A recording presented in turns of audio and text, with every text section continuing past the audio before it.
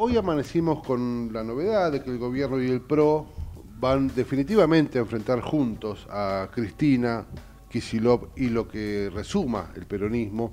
Veremos si se unen o no, allí en la provincia de Buenos Aires. Esto te hace pensar en que la política es el arte de lo posible y a veces te hace pensar también que es el arte de la hipocresía, digo, porque después del enorme enfrentamiento que vimos en la ciudad, inclusive lo que ha sucedido en el TEDEUM este fin de semana, donde el presidente de la Nación le negó el saludo tanto a su compañera de fórmula, a la vicepresidenta, como al jefe de gobierno, Macri. Uno al mismo tiempo entiende que la política es el arte posible, pero a veces se queda dudando, ¿no? Porque lo que sucedió está manejado por los líderes de la capital y vos cruzás solo en la General Paz y ahora están muy de acuerdo y en principio veremos qué resulta de esta suerte de alianza y veremos cómo la visten a la alianza, ¿no? Pero en principio el gobierno va a enfrentar a Cristina junto al PRO. Vamos a analizar esto y para eso tenemos del otro lado a Nicolás Cereijo, que seguramente podrá ayudarnos a entender un poquito esta Argentina. Nicolás, ¿cómo te va? Raúl Vázquez de este lado, ¿cómo andás? Hola Raúl, ¿cómo estás? Un gusto como siempre. Igualmente, te agradezco mucho que estés del otro lado. Bueno, ¿cómo analizás todo esto? Porque, a ver, de un lado el General Paz, te digo de todo, me peleo, son los amarillos nefastos, y de otro lado te abrazo.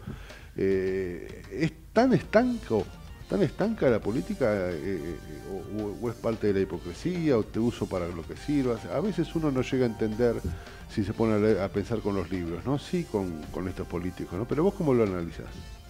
Sí, creería que para intentar comprender, ¿no?, un escenario con dos variables o dimensiones. La primera, una que tiene que ver con lo estrictamente electoral, Ujú. y la segunda, lo que tiene que ver con más el sentido de identidad partidaria o digamos, sí, de tradición partidaria. Si empezamos por la primera, desde un punto de vista racional, es coherente, es lógico que se establezca un acuerdo entre dos fuerzas por, en el caso de la Libertad Avanza, Ujú. porque sabe que yendo solo está en una situación de empate técnico, Ujú. con alrededor de una franja del 30-35% que tiene intención de voto y que podría llegar a sacar, con un kirchnerismo que estaría en esos mismos términos. Entonces sería una elección muy pareja, y sabe que por otro lado, con lo que le puede aportar el PRO, que es alrededor de un 10% más o menos, Claro. eh, puede dar esa diferencia. El PRO por su lado sabe que en la provincia de Buenos Aires, si va solo, estaría en una relación también bastante debilitada, con lo cual se podría pensar desde el punto de vista, insisto, de la lógica electoral, una relación simbiótica, o sea, a los dos les conviene, Ujú. ¿sí? Habrá que ver después cómo cierran después temas listas por cada uno de los lugares.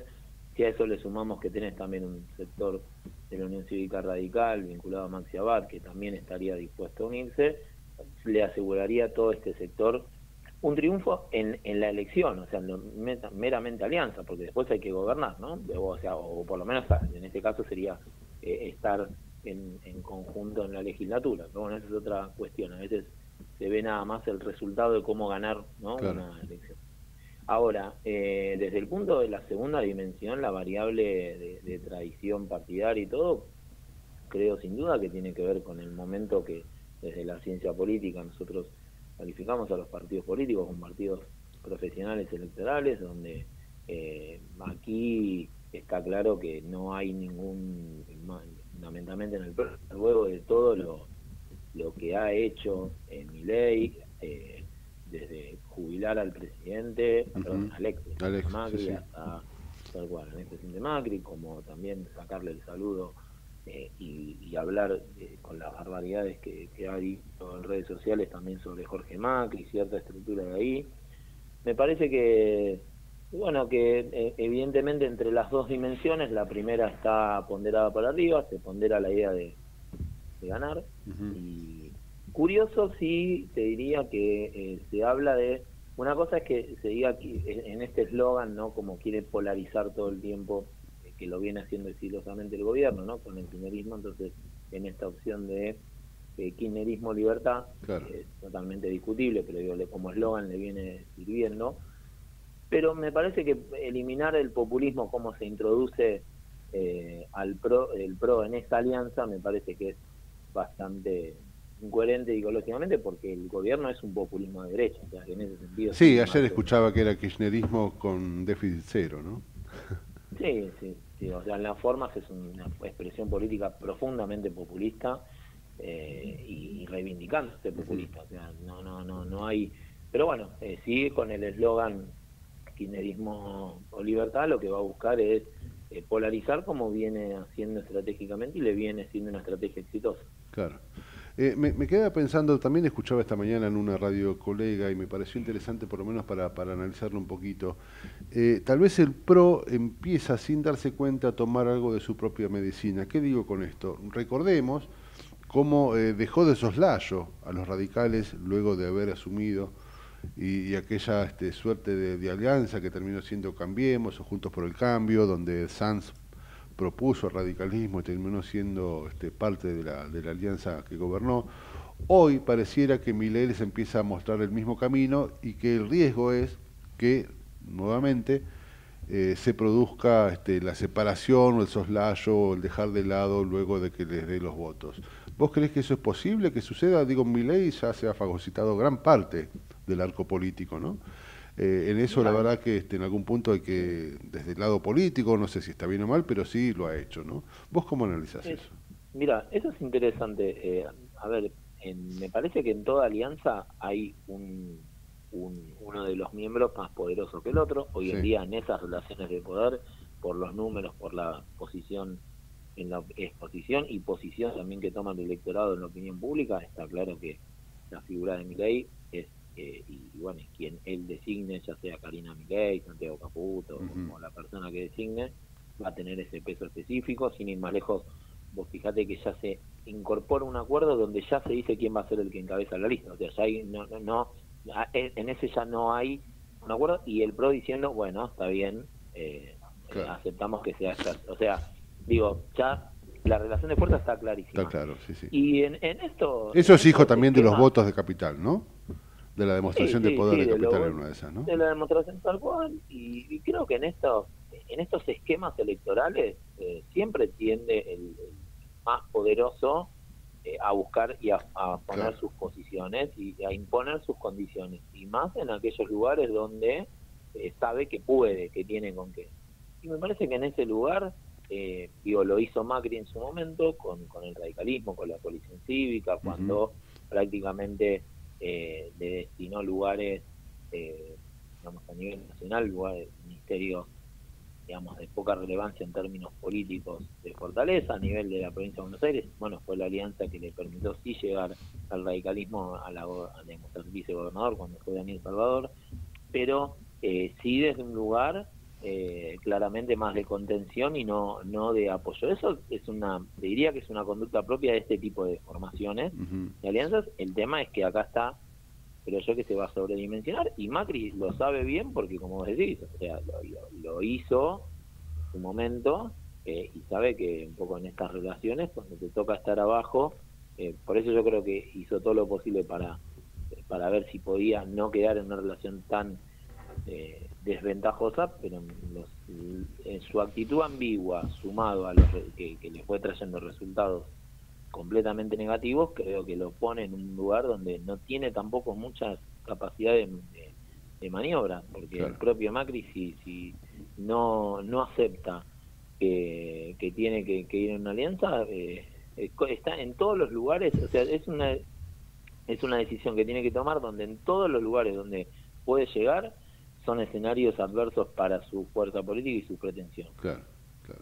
¿Qué pasa por ahí? Estaba pensando en esta disyuntiva, ¿no? Claramente planteada inclusive desde el escándalo de Ficha Limpia, que se plantea entre kirchnerismo o libertad. Digo, ¿qué lugar le ves al centro? Después hablamos, si querés, del peronismo, ¿no? Que todavía no sabemos qué ocurrirá, pero el centro, que incluye un poco más que el peronismo, ¿qué lugar le ves? Sobre todo viniendo de unas elecciones donde casi el 50%, 47%, no fue a votar, que tal vez es todo un síntoma. Sí. ¿Cómo lo ves ahora? La provincia, que como siempre se dice, y no deja, eso no va a cambiar, la provincia de Buenos Aires sigue siendo la madre de todas las batallas, ¿no? Nunca he dicho esto, pero es cierto. Digo, ¿cómo ves esta situación donde el centro pareciera relegado, pareciera sin representantes, pareciera sin líder, Y justamente venimos de una elección aquí en la ciudad de Buenos Aires donde mucha gente no fue a votar. ¿Cómo ves esa historia?